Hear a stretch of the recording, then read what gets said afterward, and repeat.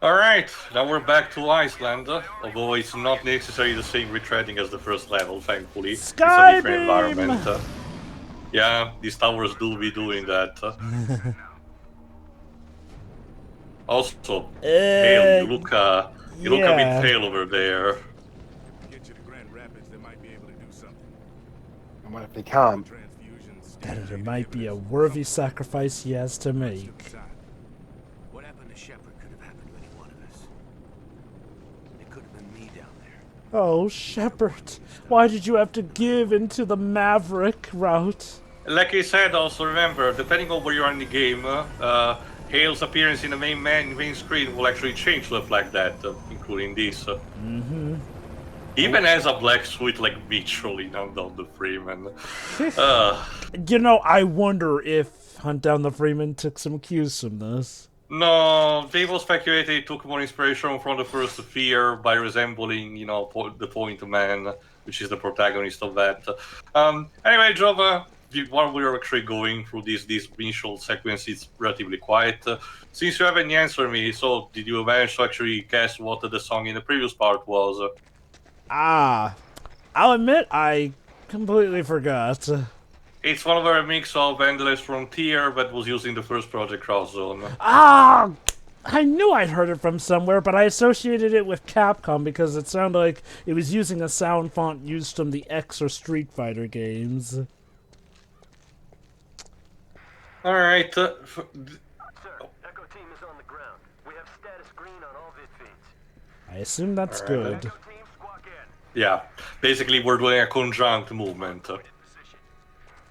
Okay, Jill, you get it. Green means good. That's a good code. Not code white Also- or orange. Basically, Sorry.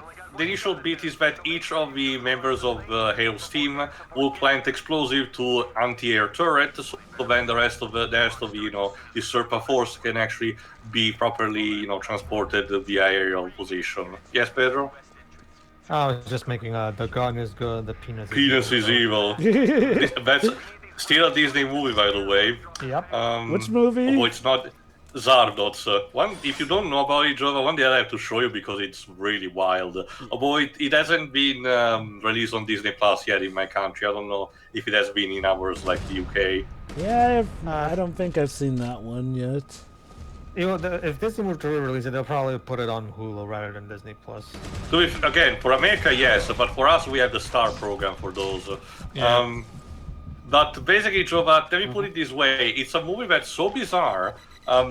And so potentially nonsensical that one of the last minute changes that the producers asked for the director is for the director himself to appear as a character at the beginning of the movie and basically gives a basic explanation of the setting on a black screen. Is that Alone in the Dark? No, like I said, with Zardoz.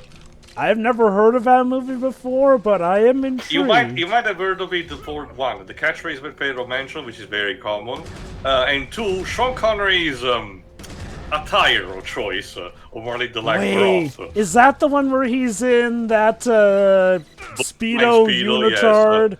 Oh, Yes. I've heard. Okay, I have heard of that. I've seen the picture. Don't know the context or what that movie is The about. movie in itself is, like I said, it's bizarre, but at least to me, it's very fascinating and enjoyable as a result. That's the thing, though. John Portman, the director, apparently has gone on to have a pretty decently acclaimed career after that. I don't remember if the movie was actually successful or not at the box office. I doubt it, considering how bizarre it is. But these days, it's actually regarded mostly as a cult classic. Anyway, as you can see from this initial sequence, it's best if you try to snipe away the people, the chimeras in the background, because otherwise you will have to deal with a lot of. Okay, then with a lot of them with the bullseye mark II. Otherwise, that one got lost. I see. Yeah, the enemy path finding and everything. If I remember correctly, you're gonna get one of the an ambush from one of these doors. In the meantime, Yes, according to RPCS Free Wiki, this game is more playable and easy to emulate than the first game, apparently. The only real issues that it has is that you have the Hólar Tower objective might randomly not show up if you're playing on a specific render, but you can choose to another one. Weird. But apparently, one issue that has not been fixed yet is that jittery audio occurs in the first campaign cutscene. Oh, the very first one. So, but yeah, compared to what's in the page of the first game, yeah, this seems easier to run. I can imagine it might have been a case where, since it was a couple of years later, and despite the custom engine and the PS3 architecture, Insomniac knew a bit better what to do, so it probably has a better, overall spaghetti code. I wouldn't be surprised if the Probably. general rule of thumb is the later into the PS3's life cycle a game was, probably the easier it is to emulate, because that was when Probably. the PS3 Well, was to be getting its fair- act together. To be fair, Jove, I've been told, we have seen it with Heavenly Sword, and I've been told also that a couple of the early years of the PS3, like Folklore, for example, they tend to be relatively easy to emulate for RPCS3. I don't know to the extent, because I haven't even tried myself, but, it seems to be a bit of a thing about, just mostly about what engine did you use, and and not necessarily at what time it was released. Possibly. Like when it comes to the best game, the easiest games to emulate on our PCS are usually Japanese games. Like the Tales games are very easy to. Basically, Hale is just planting the bomb. This There you will go. come in handy for later. But they will need to be that. Yes, so Besides Hale set up as the bomb, right? Basically, we're going to be detonated all at once later. For the time being, now we have to reconjunct with the team. Go on, Pedro. Usually it's Japanese games that are easy to emulate because, like for example, Dragon Guard 3, you can easily run that plus all of its DLC, and you can. Which you unlock trust me, frame it's for the better, because on normally the frame rate in that game is spectacularly bad. Ow. Yeah, no, I actually tried playing. Well, I played all the way. Okay, without trying to spoil any. Well, then again, it's like the first 10 minutes, so it's not really a spoiler. I played for the entirety of that bit where there's a big war going on, and up until the point where there's only the first girl and the dragon living together, right? And I also played, and I played a bit to the thing where and the frame rate runs super smooth on RPCS 3. So yeah, I can definitely tell that this is the definitive way of playing the game already. So pretty good. I have it here actually. I also, sorry. No, I got a game over. I'm surprised I did not actually manage to cut away this one. Well, continue. The Nier Gestalt, as in the original PS3 Nier that we did, also runs smoothly. You can also unlock the frame rate to 60 FPS. I even made a video to show the tail and everything. The only real thing is that because of how much better RPCS3 runs the game than the actual hardware, the load times go by super smooth, and as a result, you don't have much time to read your diary. Yeah. So that's kind of cool. But it's very good, cool to play the game in the 60 FPS. Same thing with the Tales games. The Tales games are very easy to emulate. In fact, you can also make it so that both Xillia games run at 60 FPS all the time instead of just being in battle. Not for Grace's F, because Grace's F is much more strict and spaghetti-ish with its code, so we still don't have a patch for that. I guess it really is. Sorry. Basically, if you want to cap the frame rate to 60 FPS on Grace's F, for example, Theo, the title screen animation where you see the drop of falling and then the title shows up. That if you unlock the frame rate to 60 FPS, that animation runs in double speed because it's tied to the frame rate. So the only way to have that thing run smoothly in 60 FPS without being doubly fast, you have to basically remake that from the ground up. So basically, if Grace's F ever gets a re-release, most likely it will retain its 30 FPS outside of battle and 60 FPS in battle, because they would have to remake the entire animation of the title screen in order to not have it run awkwardly fast. So. Alright, upcoming, as you went noticed with me trying to fight with the ogre, you need to fight a stalker, out there, but if you see in a second, it's on a big field, and while you do get ammos for the Lark rocket launcher, you still have a bit of a pain in the ass to fight it, because it turns around very easy and, keeps shooting at you. A bit like in the first game, so you're gonna need to play a bit of cat and mouse. And since actually this goes on for some time, let's speed up again.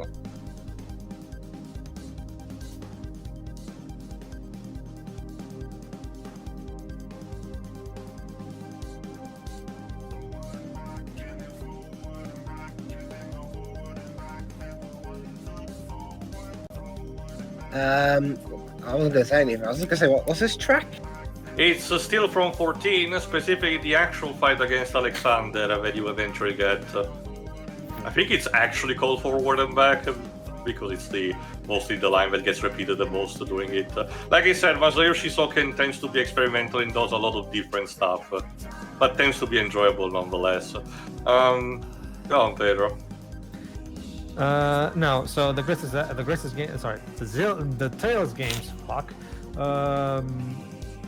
They're very easy to emulate. Same thing with some of the Dragon Ball games. Dragon Ball Z Burst Limit runs at 30 FPS on consoles, but on a PS3 you can run it at 60.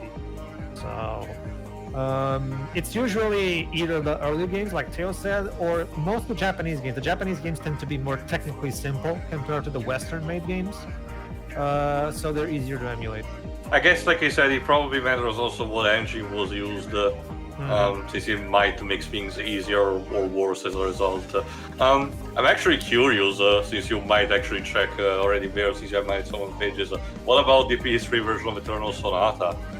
I'm pretty sure that one can run well, fine enough. Let me double check. I mean, the original game also did run fine enough, but it was stuck at 30.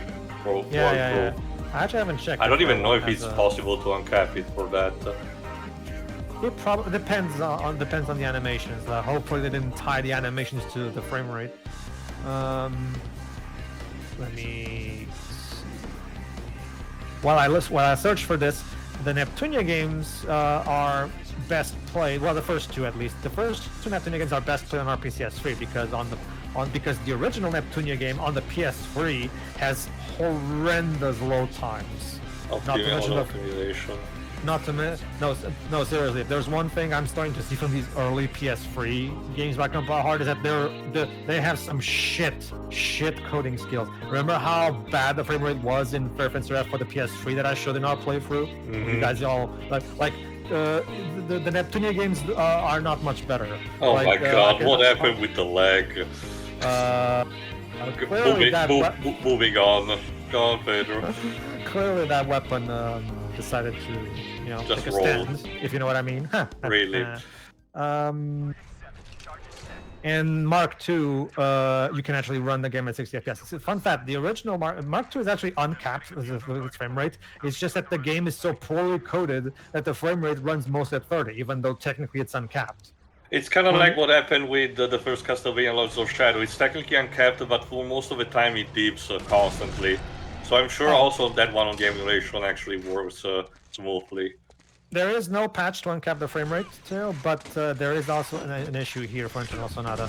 The game will ignore custom resolution skills in some cutscenes and gameplay field. During battle, will use custom resolution. Yeah, because the game has dynamic resolution, basically. As a result, exiting the field will display the custom resolution and it ignores it. Basically, it's hard to up-res the game. Like, usually in emulators, you can... Like, say, for example... Okay, hold on. Oh, so you just set up as the bomber. Yeah, another one, basically. Now we're basically good to go and we just need to reunite with the team. Time to light the candle. And unfortunately, it's in a place with a lot of neo-hybrid cocoons. Mm-hmm. Like, for example, in the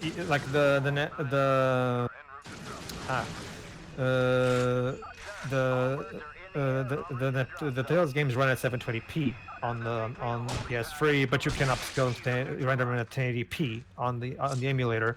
Eternal Sonata apparently has an issue if you try to do that. Like, the game doesn't like it when you try to up-res the resolution, basically. To be fair, as far as my memory goes, even in its normal state, did not look too jagged anyway, so no. It's not too much of a loss. There is an actual proper issue here. Occasionally crashes during the end battle sequence. Occasionally menu screens disappear when a certain option is set to static. So basically don't do that, and occasionally there are crashes in the final boss, apparently. Damn. I guess it's also one of the reasons why it hasn't been ported yet. Well, the thing with Eternal Sonata is that I'm pretty confident Bandai Namco probably doesn't care much about that game. And it's not just that, it's also the fact that Bandai Namco, as we also discussed in the past, has a terrible track record when it comes to, preservation of their older titles. Sometimes they remember a couple of them, but you really wish it would be more. That's the thing, it's more so that they're very... specific, yes, but after this... Time to light the candles. One, mark.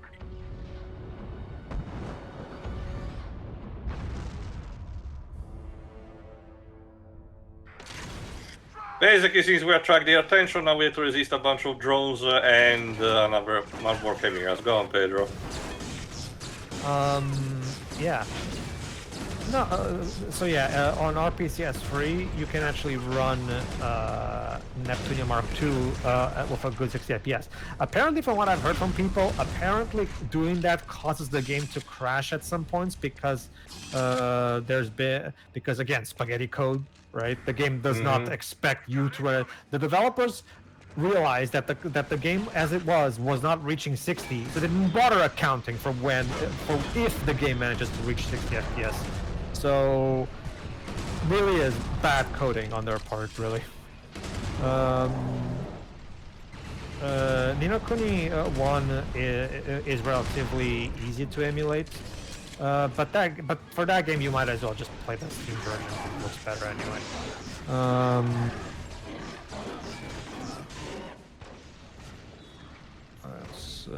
I'm pretty sure that, yeah, but like I said, burst limit, you can run that burst limit at 60 FPS. I think it's probably the same thing for the Raging Blast games. Like I mentioned, I'm curious, but I'm guessing that's what it is. For the first Castlevania Lords of Shadow, since that one, like he said, had 60 FPS uncapped already, you know, in the base version, but it reached it only sporadic times. Those games are on Steam though, right? Yeah, so then, like we mentioned, the PC version are the de facto better versions Yeah. to play. So when it comes to those, you're better off just playing the Steam versions anyway. So. Yep.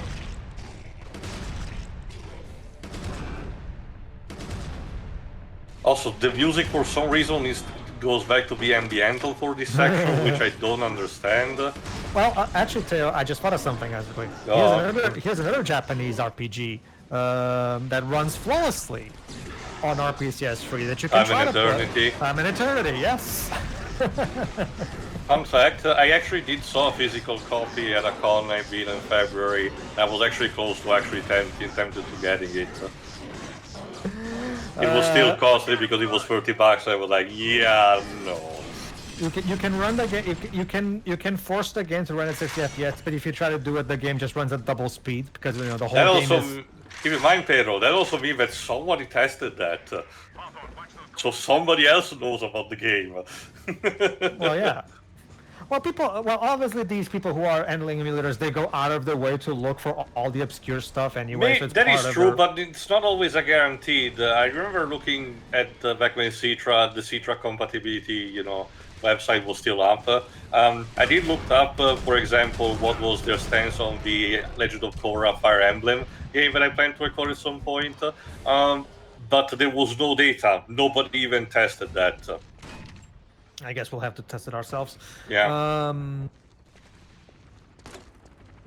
I guess. No, but like, remember, Time and Eternity is entirely hand animated, sprites animated, which means those animations were made with 30 FPS in mind. So if you try to play the game in 60 FPS, it will just run at double speed. It just looks awkward. Damn. So that game will forever be stuck at 30 FPS. You'd have to remake the entire game from the ground up in order to make it run at 60 FPS. So there's just no way about it. Go. Alright, now that we're united with the entire team, we can actually proceed forward towards the tower. Which means, once again, having to conquer inch by inch the terrain from the hordes of the Chimera. It basically boils down to that. And unfortunately, since again, we're basically in the last third of the game, you know, things are about to get hairy as a result, and, you know, the game is gonna start throwing you a lot in the kitchen sink.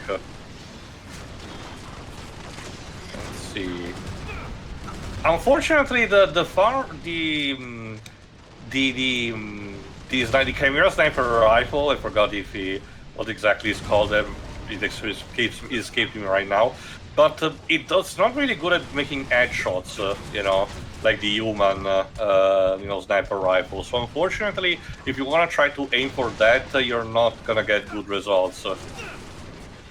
like I said, it is a broken record, but the fact that I cannot carry, my entire arsenal with me is really just a detriment because, it makes me think, well, I need a better weapon for the situation, but instead the game forces you with limitation. Which, sure, you can make an argument, strength limitation, giving the other player the capability of adapting to it with limited resources in order to overcome a situation with, despite not having the luxury. But, it's also not a particularly fun experience, and like I said, it works for multiplayer balancing purposes, but for the single player campaign it just can result to be tedious, especially if you have a precedent where it was instead in a more comfortable position. Yeah, I'm looking through the Tears of Tiara games as well as the Atelier games, and they also don't seem to show any issues from what I'm seeing here. It's miraculous considering how Tecmo Koei tends to have games that, especially around the time, were not super stable in terms of code. Like most of their PC ports kind of suck. Well, keep in mind this is the PS3 version still running. Oh, that's what I mean in general as a whole. So I'm impressed at the very least. Alright, it's another one of those, beehive shield drones. Thankfully, in this case, you have a bunch of people like Capelli who are actually helping out with the fire support, so there is that.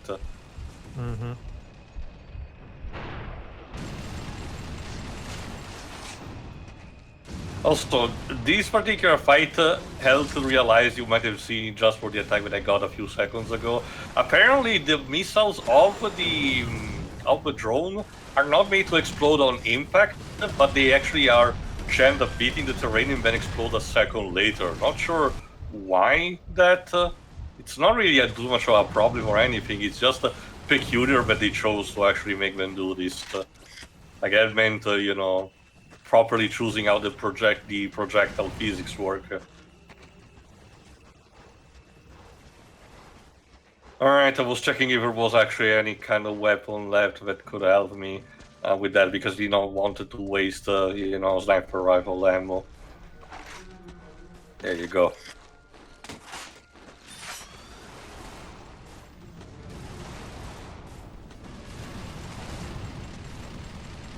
Come on, don't be shy. There you go.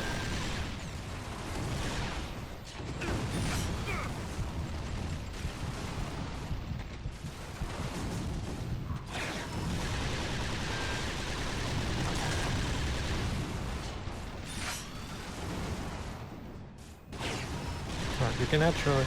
Okay, Yes. it seems like by this point the first Uncharted is can be run without issues, even in 60 FPS. Although, unless you really want to play the multiplayer, you might as well just play the Blue Point remaster anyway. Mostly because of the quality of life improvements. Also, because I did not check did Naughty Dog get a custom engine for that, or did we use the one? Okay. Most of Sony's studios have their own custom engines. Most of them don't. I mean, if I remember correctly, I think Days Gone runs in an Unreal Engine, right? Yes, we did check. But most of them run in their own custom engine. Yeah, I don't think Ben's studio really have the resources to make their own engine. Well, nowadays they should, but... Well, It's more also the case that they're more accustomed to having to work with other tools and other people, so I get the idea it's more easy, more convenient for them.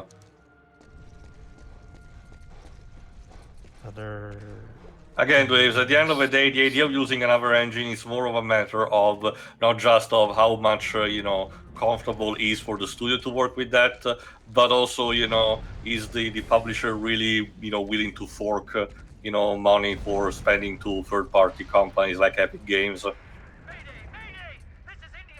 Yeah, I'm checking Blue Point's first game, Blast Factor. For those who don't know, Blue Point was one of the developers who had a digital game, a digital PSN exclusive, right at the launch of the PS3, like a launch game, a digital launch game for the PS3. And just like with the God of War collection, they produced that in a record time, which is what caused Sony to maybe, hey, you guys want to try to do a God of War collection record time too? Why not? And that's how Bluepoint discovered their knack for remasters. Let me just see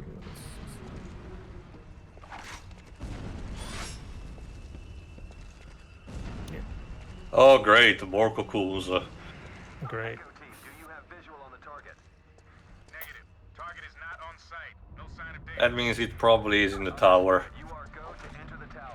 Take a southerly lift down to base level. I'm actually wondering, how is Sonic 06 in terms of power? I mean, usually when it comes to playing Sonic 06, you're better off just playing on Xenia, the Xbox 360 Or emulator. at this point to wait until Project 06 is done. Mm-hmm. Anyway, Or just not play it at all. time to fend off more Neo hybrids. Well, please remember, the idea is that if you really just want to play this, which will be the best version to do it. Like, I get it, but, you know, just for the case. Yeah, because TriZax already made a proof of concept video for the cutscenes where he ports the one of the first cutscenes. So we'll get the cutscenes too. It's just a matter of when. It's more of a case where he's basically finishing the levels first. The cutscenes just need to be applied in later. It probably just last thing. Like, the thing is, with all flaws of 06 aside, Project 06 actually will make it, believe it or not, fun. Not to mention, yeah, that's the other thing. Is like Sonic 06, sorry, Project 06 has actually done a really good job in improving upon the gameplay and trying to restore the cut content. Well, not restore content, at least not so far, at least. But well, the voice lines most of the time. Oh yeah, true. Voice lines, yes, but like in terms of like some of the new cutscenes, they're clearly made by him.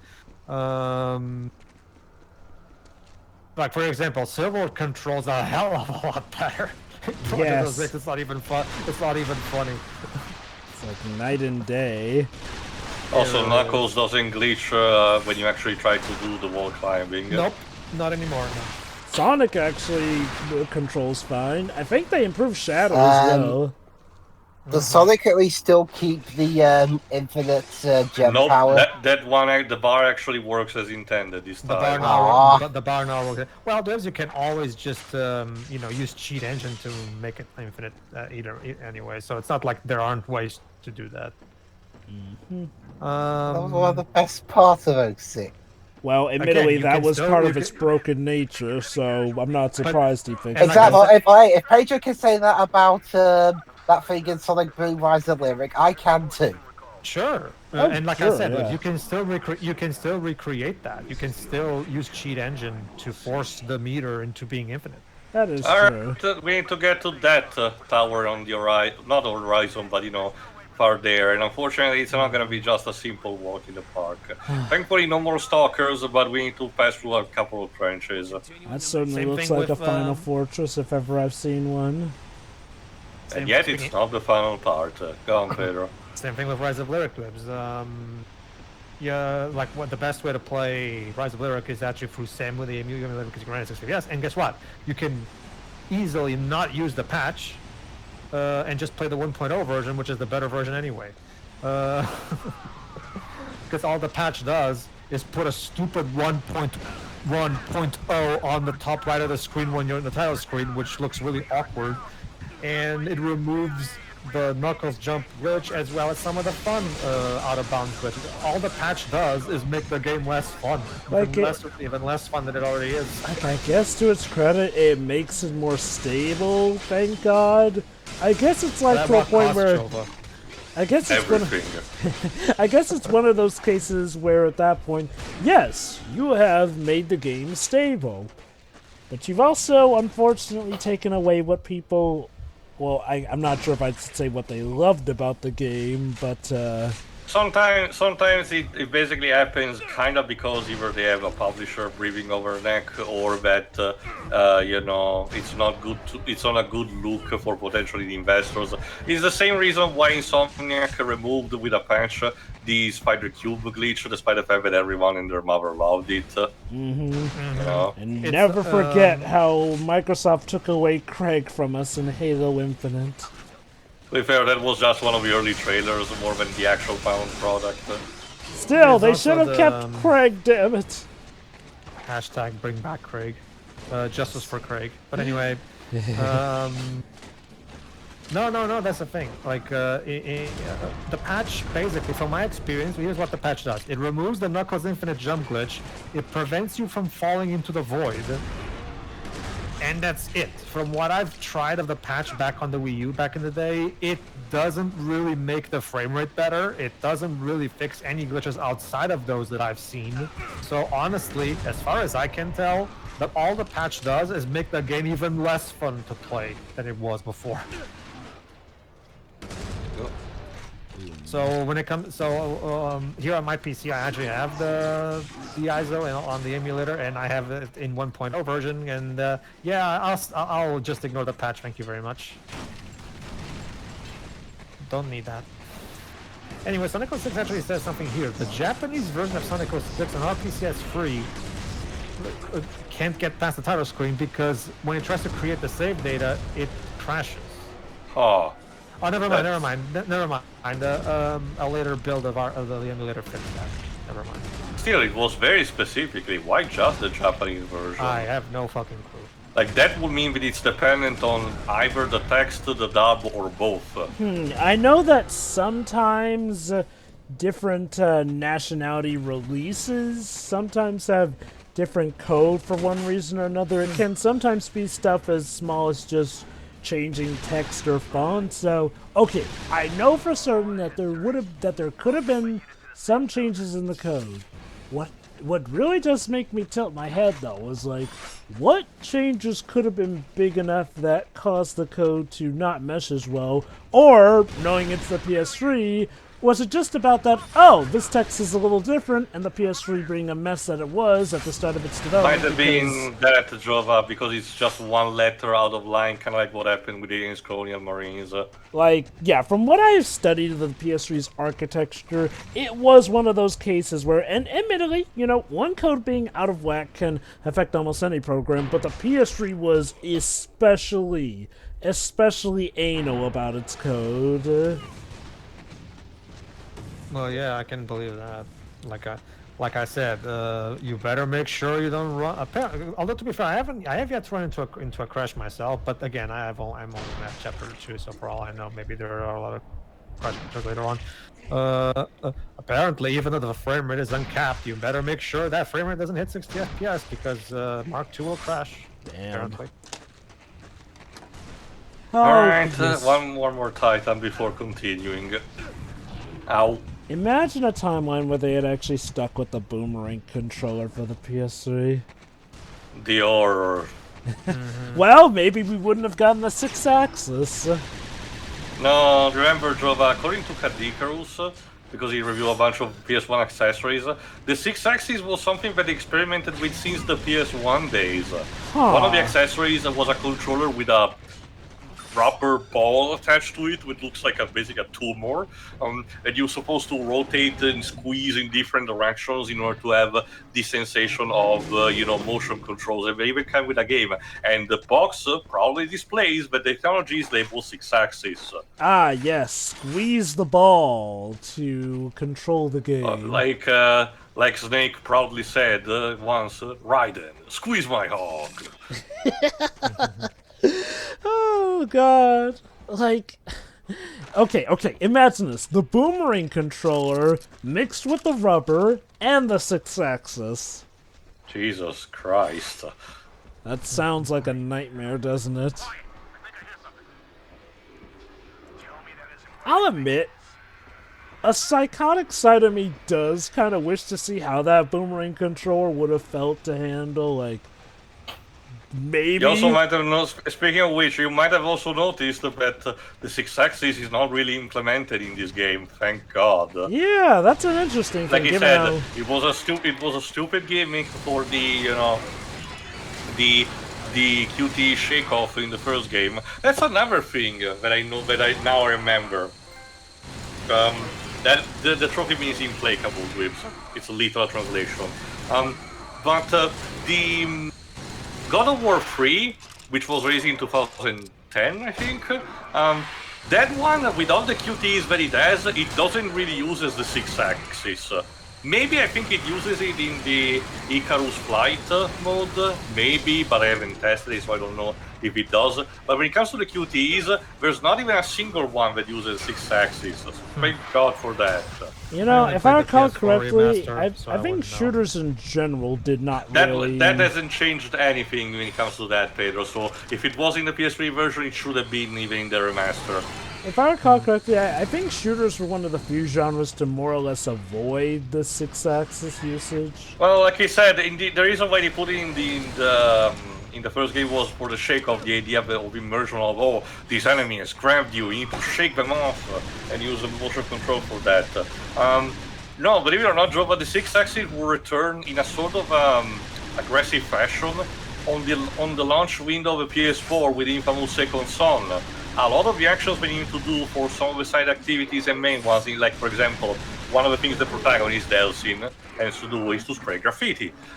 So what the game asks you to do is to hold the dual shock in a vertical position to simulate a spray can, shake it off, like you're shaking a spray can, and then, rotating around in order to represent you spraying the graffiti. The problem is that you, once again, like most of the motions of the 6-axis, despite even when it works, you kind of looks like an idiot that is jerking off a controller because of that. Well, to be fair, the whole point is to simulate like you're actually shaking a can, so I can understand that. I mean, Marvel Spider-Man 2 has a mini game like that,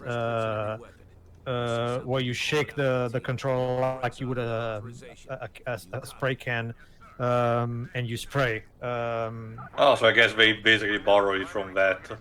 Yeah, because thanks to the DualSense, it works especially well, actually. I'm never gonna get rid of that.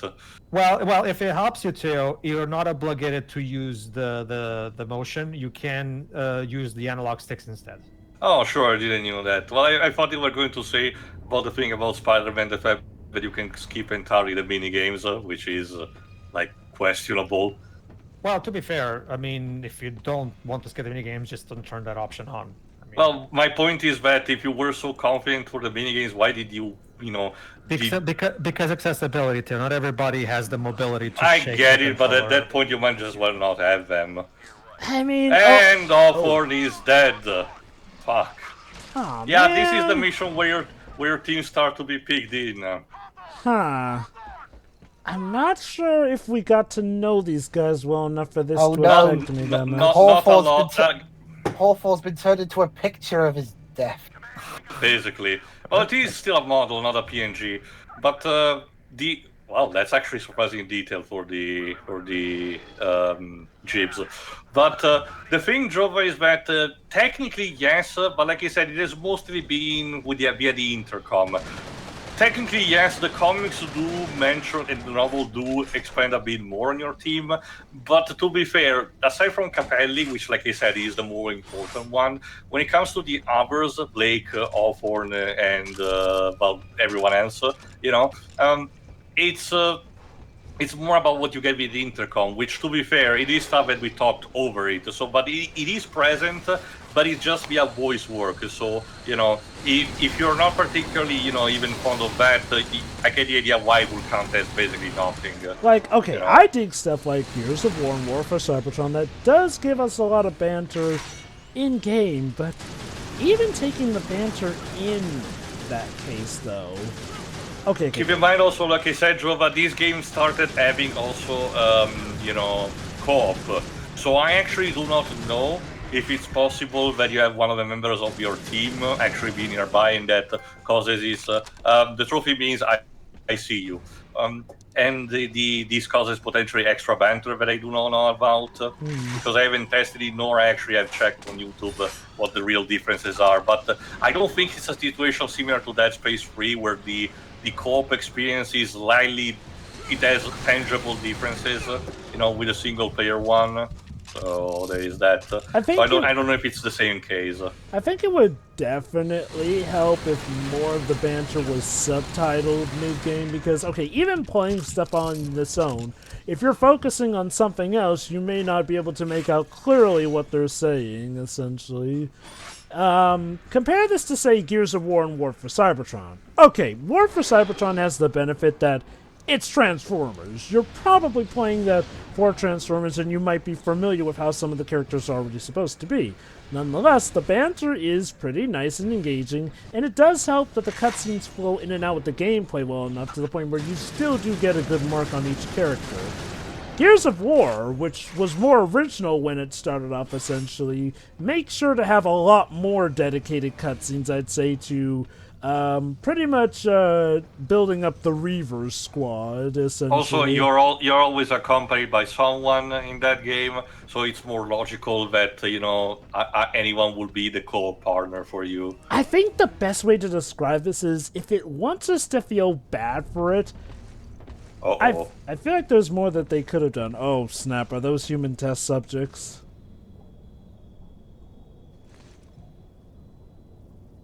Crash.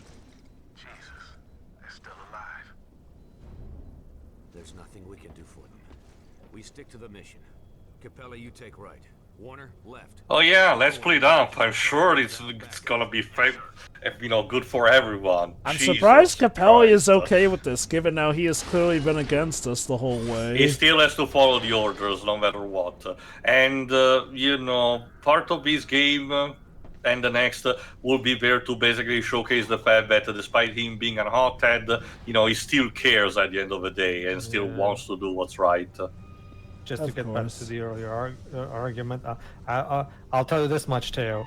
If the Final Fantasy IX remake gives me an option to skip that remaster, I'll gladly take it. Oh, has a Final Fantasy IX remake been Pedro. confirmed?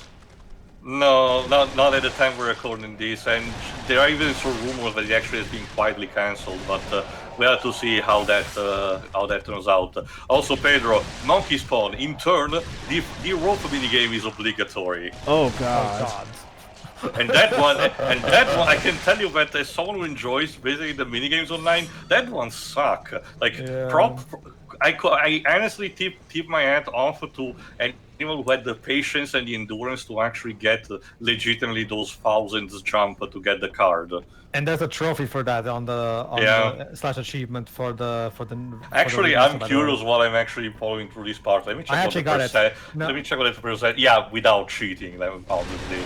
Let me see. No, like when it comes to I'm pretty sure you can find people who done it legit. Like, but no, I just went no, fuck that shit. I'm getting myself a script, and I'll just have the dual shock 4 do it for me because fuck that shit. All right, talk to me. What do we got? I got a whole mess of Grims over here, but no Daedalus. 11.77 normally, and if I select it, 1.8 instead, because PSN profiles tends to have this thing that has two different values for some reason. Ah, so they sense when people cheat. No, I don't even know if that's the significance or something else, Jova, because it happens for every single trophy, where there is a bigger value, that is present, but if you actually, pass the cursor on top of it without having to click even, it results into a lower type of value. But it doesn't specify what that lower value is If it does, I haven't yet found where it's actually, properly mentioned. Probably there is somewhere among the guidelines and everything, but I don't know. But yeah, like I was saying about this game, I feel like what this game feels like Gears of War, if the majority of it was playing more like Fall of Cybertron, but by the end we're supposed to suddenly care about the team as if we're playing War for Cybertron. Yeah, context, Fall of Cybertron, you're more to playing as solo characters instead of a team in that one, during the solo campaign. Which is weird. Again, it's not even that the story is bad, and granted, maybe they can make this team dynamic work, but I won't lie, I didn't really feel much for Hawthorne, I think was his name? Yes. Yeah, like... To be fair, it was also the weakest of the team that was actually, built up. You're mostly knowing about Capelli, Warner, and to an extent Blake. That is true. I do feel like we got to know the other guys, so maybe Hawthorne And was... hey, look at that. At the very least, the black guy did not die first. There's that too. That would have been... Again, for a gaming... sure, I know that it may sound like, big accomplishment, but remember, for a game released in 2008, it probably took some, encouraging in the studio to actually do that. Well, I mean, you know, it would have been dumb if they had the black guy die first because he's been a more developed character than Hawthorne. Like, well, unless... he's also your tag guy. Get it because you know nerdy and everything. But so it would have been awkward for you to keep in communication.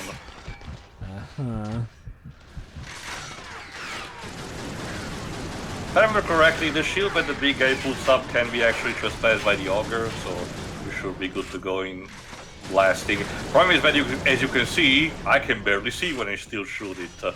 So it's still a work in progress when it comes to the auger. By the third game, it will be finally perfected.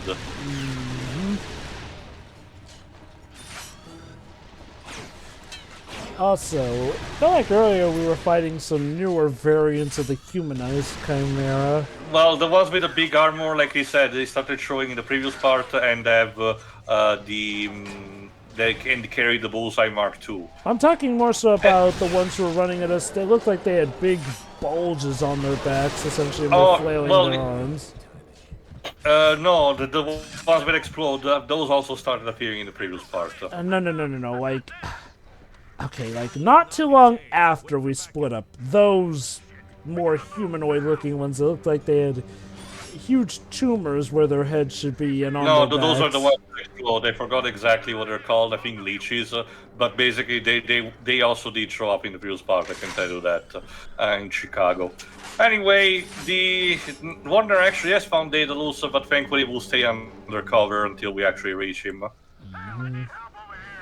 Oh fuck! I spoke too soon. Death off screen. Well, okay, I guess we did see his blood leak through. But hey, at the very least, we reached the control center of the tower. Hopefully, we can do something about it. Oh, Warner, jeez. Oh, fuck. Shepard! If you understood what was coming, you would not have fought. Such a waste. You could have been so much more. And Look like Nathan Hill died. You could have been so much more. You could have been like me, a giant face with tentacles.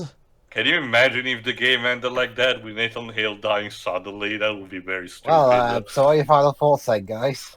Well, we'll have to actually find out, what happens afterward, in the next part. But don't worry, the end of the game is still 9. So see you for that. See you then.